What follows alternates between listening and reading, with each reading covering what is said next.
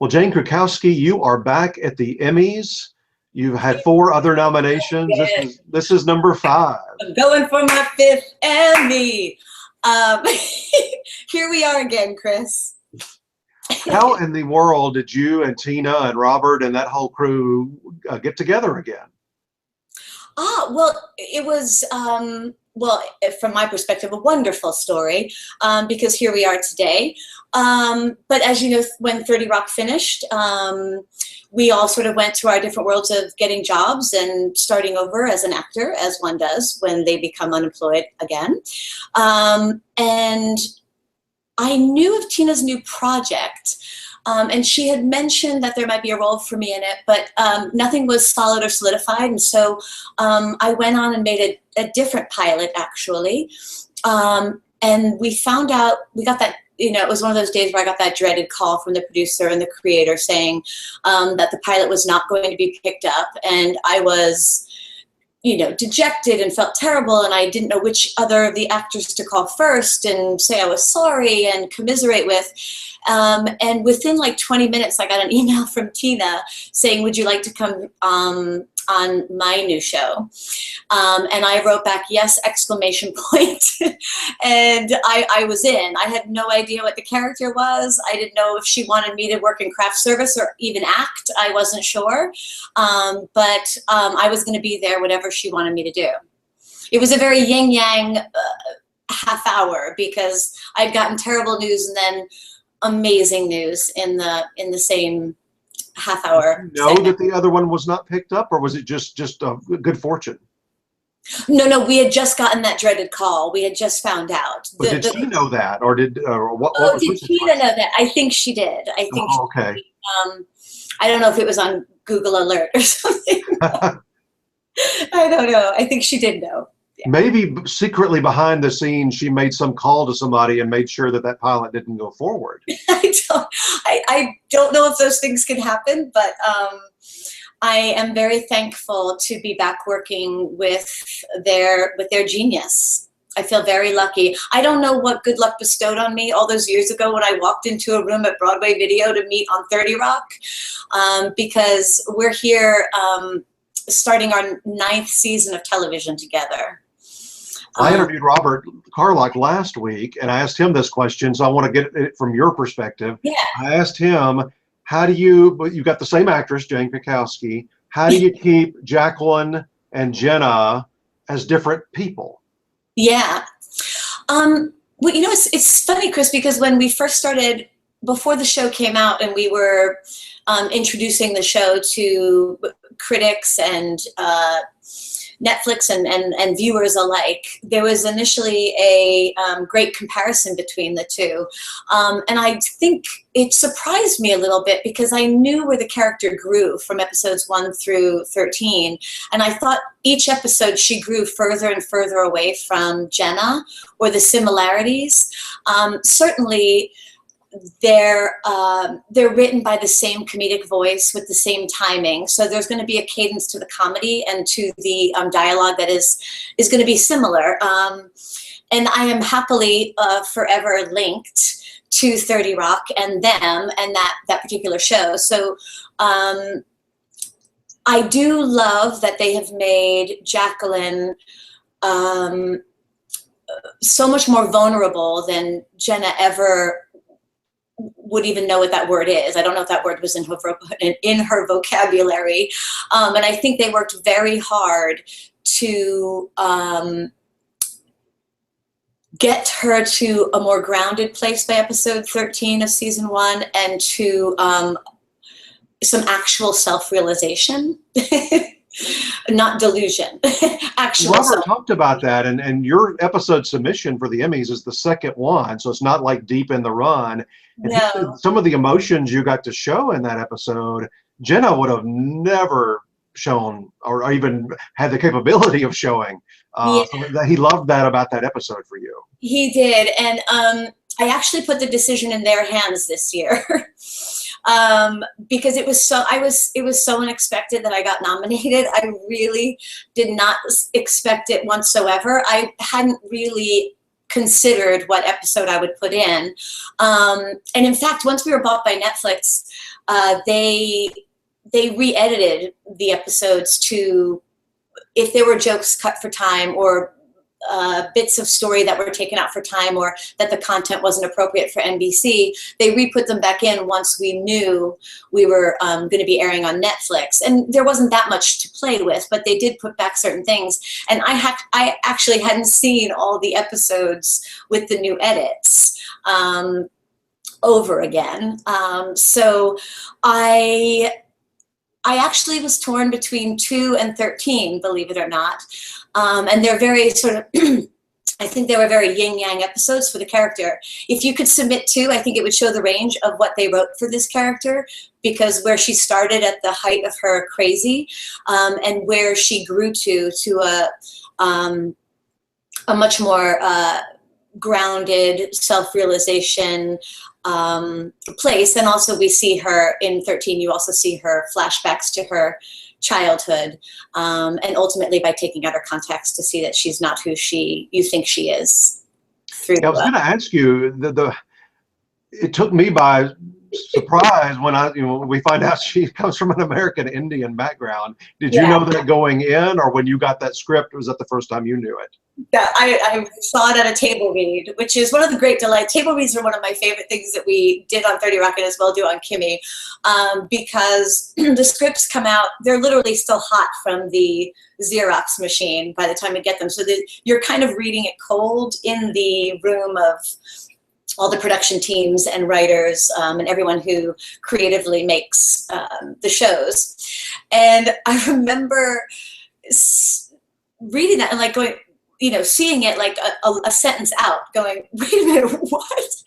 And I then saw it said, Jane at 14, and in parentheses it said played by Jane.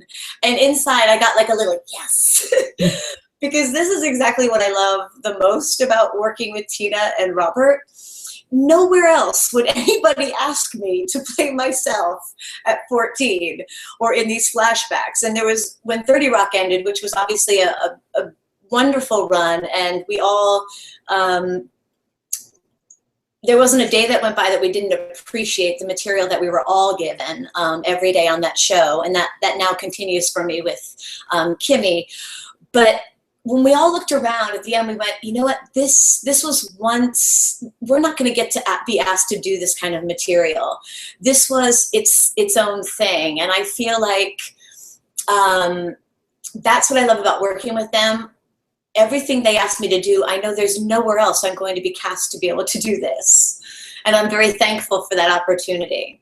When I first read episodes 1 and 2, not knowing what this character was at all, I felt, I was blown away. I was like, I can't believe Tina has given me this amazing character that is over the top and a mess, and then sincere and vulnerable. And I felt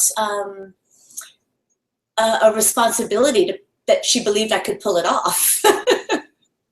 Well, and you mentioned your past, but after I finished the whole run, I think I watched the whole 13 over a weekend, which is the nice thing about a Netflix. It hit me, maybe it hit everybody, and I was just dense and didn't realize it till the end. But you and Ellie's character and Tituss's character, and Carol to some extent, Lillian, you are all trying to outrun your past, it feels like. Yes.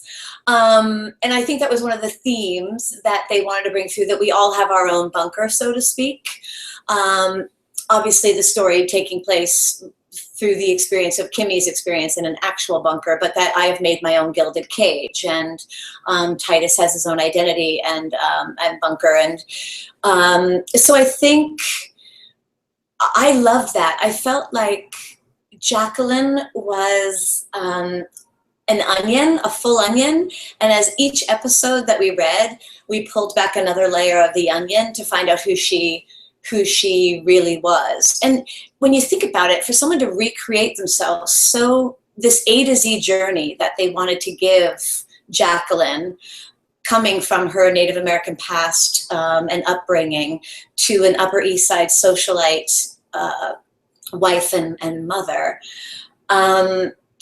They couldn't have given a more thorough A to Z journey for her in such a complicated and unexpected way. And so each episode that we got, I'd be like, oh, wow, it's Jackie Lynn.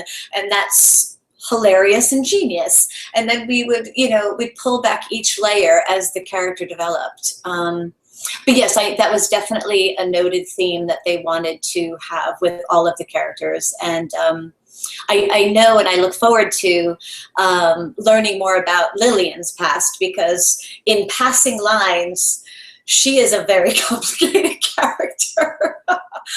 I think she's killed her husband. There's a lot of stuff that go by in like hilarious one-liners, and you're like, wait a minute, did I just hear what I think I heard?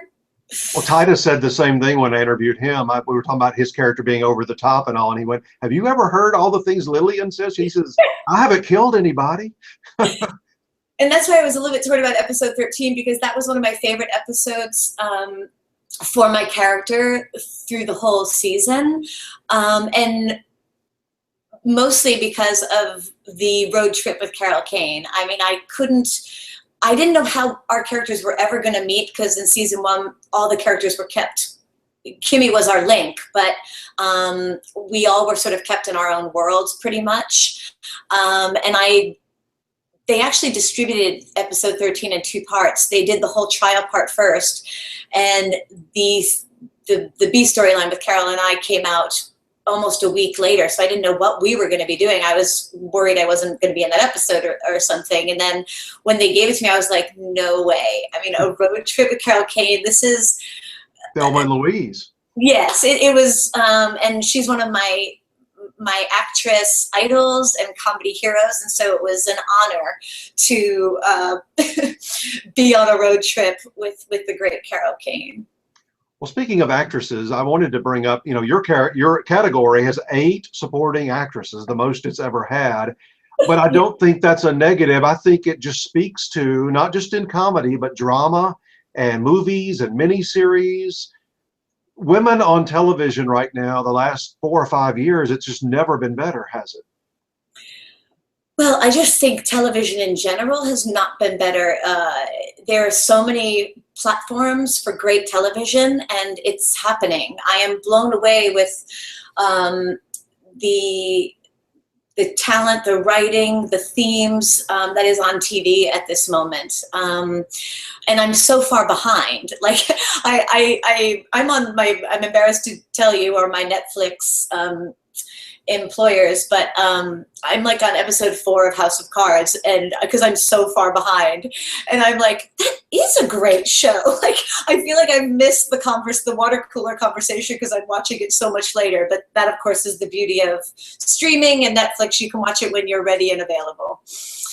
By Menon. Yeah, I was going to say, that's a nice commercial. We can just send that on to them and they can use that. But I do live in that world where I'm watching things way later and at unusual times. Well, that's why I like, you'll be out at the Emmys here in a month or so, and just all of you, I think, realize that are working in television right now, how good the quality is across the board, and it just feels like a real night of celebration. I think so. I absolutely think so, and I'm so honored to be in the category with these other actresses that I admire so much. And Did you hear this, that there is some sort of there's a 2% rule? Did you hear, if that's right. This was the first year. It's supposed to be 6 in any given category, but if you fall within that 2%, I believe anybody, it could have been 9 or 10 nominees. If they fall within that 2% from the 6th spot, then you automatically get in. So apparently a few of us were within 2% of each other, which is how we got a larger number of. You might have been in the top slot. You don't know. Okay. Somebody was in the 2% range. I'm a 2%er. That's a good thing to be. Well, that is a very fun category this year. Like you say, it's a lot of great actresses. A great actress that you worked with, I wanted to ask you about. When Jan Hooks passed away over a year ago, or whenever that was, of course, I started thinking back to the 80s and Saturday Night Live and all that. But you were right in my mind. I just thought, I know you didn't work with her all that often, but she played your mother, so that's a special connection as an actress. So I just wondered what your impressions were of her. Well, that was another, when I heard the casting of that, I was like, you're kidding, that's amazing, and I'm so excited. And she was such a beautiful person, and a great comedian, obviously. But one of my great memories was that we got to sing together. Obviously, being a huge fan of SNL and the Sweeney Sisters, the fact that they wrote us a duet together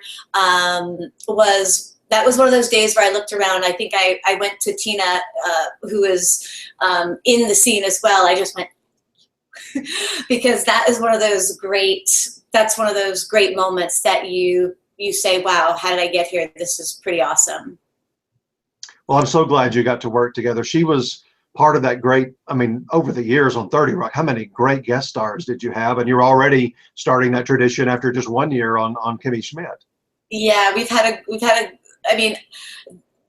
on 30 Rock for sure, because it also went on for 7 seasons. We had such amazing people, and we were in awe of the people that were coming, and it was great to get to play with them and have them dive into our wacky world of 30 Rock. And I feel like people have the same zest to come to Kimmy right now, which is great. When I talked to Robert, he said they're just starting to figure out who those people will be for this season. But yes. I think you're going into production very, very soon, right? On Monday. I had a fitting today, and we're filming on Monday. Have you seen the first script? Yes, I have, and it's good. And that's all we get. That's about all I probably am allowed to say, or the hook will come and pull me off. Yeah, I always tell people when I'm interviewing them, don't give me too much, or you'll be like the lawyer on LA Law. Remember, they dropped her down the elevator shaft. So yes, that's right. I think though, for fans of the show, there were so many cliffhangers, and we were left with so many stories, unresolved stories at the end of season 1. Season 2 begins where we pick up right where we left off, and we follow those stories. And then I would say by episode 2, because we've also been given that, we grow to the next season in the new place. Well, listen, it's a great show, and I haven't done my research here, but I think this is true. You won a comedy series Emmy for Ally McBeal. You won a comedy, 3 of them for 30 Rock, as a regular cast member. I don't think anybody in the history of television has been a regular on 3 different series winners. So you have that opportunity this year. Really? My goodness. A few two-timers, not two-timers, I don't mean it that way, but like a Mary Tyler Moore had her own show, and Dick Van Dyke show, and like a Kelsey Grammer on Cheers and Frasier. But I don't think anybody's been in 3. Well, let's give it a shot. I'd be proud to have that next to my name. Instead of in People magazine they say Jane Krakowski, Jane Krakowski 46, comma. Let's have Jane Krakowski 3-time Emmy Award-winning best shows. Well, good luck with the show on Emmy night. Good luck for yourself on Emmy night. And Tituss is in there, and John Hamm, and Tina Fey, and that you've been warmly received, I think, by the Emmy voters. We couldn't be more thankful for that too. Even just the reception that we got from the day we were released on Netflix.